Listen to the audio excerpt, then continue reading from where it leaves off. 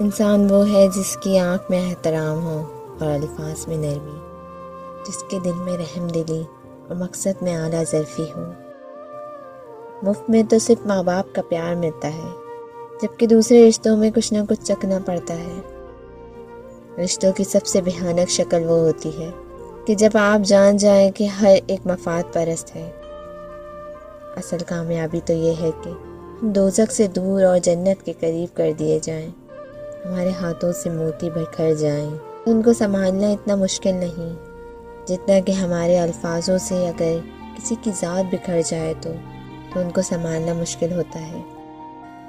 مثبت خیالات رکھنے کا مقصد یہ نہیں ہے کہ ہم ایسا رویہ اختیار کریں جو برے خیالات کو دور کرے، مطلب کہ ہم شکر ادا کریں۔ اچھی باتوں کا اثر سب پر ہی نہیں ہوتا۔ جس طرح بارش ہوتی ہے تو کچھ ہی جگہوں میں پھول کھلتے ہیں جہاں لوگوں کی کاشتکاری کی محنت ہوتی ہے۔ پوچھا گیا، محبت میں مصیبتیں کیوں آتی ہیں؟ جواب ملا، تاکہ ہر کم ظرف اس کا دعویٰ نہ کر سکے۔ اللہ کا جتنا شکر ادا کیا جائے کم ہے کہ وہ ہماری ہر سرکشی کو دیکھ کر بھی ہمیشہ بہت کچھ نوازتا ہے۔